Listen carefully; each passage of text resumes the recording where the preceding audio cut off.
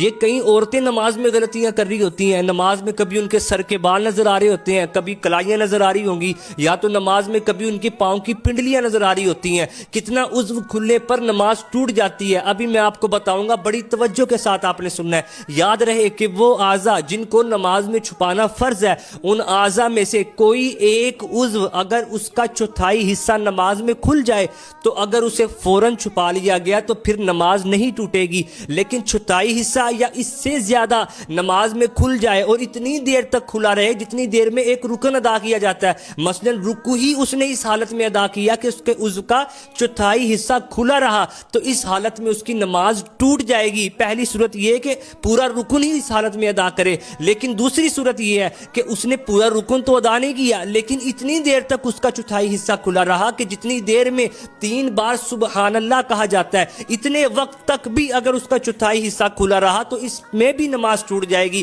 یہ 2 صورتیں آپ نے یاد رکھنی ہیں، اور یہ مسئلہ تو تب ہے کہ جب یہ غلطی سے ہو، لیکن اگر کوئی جان بوجھ کر اپنا چوتھائی حصہ نماز میں کھول دے اس کی تو فوراً ہی نماز ٹوٹ جائے گی۔ اور اگر کوئی ایسی حالت میں نماز شروع کرتا ہے کہ اس کے عضو کا چوتھائی حصہ نظر آ رہا ہے کہ جس کو نماز میں چھپانا ضروری ہے، اس کی تو نماز ہی شروع نہیں ہوگی۔ خدا را ان مسائل پر غور کریں، ہم کسی بندے کے سامنے کھڑے نہیں ہوتے، رب کی بارگاہ میں کھڑے ہوتے ہیں۔ ان غلطیوں سے خود بھی بچیں، اس کو شیئر کریں تاکہ لوگوں کی نماز بھی درست ہو۔ اللہ کرے کہ دل میں اتر جائے میری بات۔ جگہ کے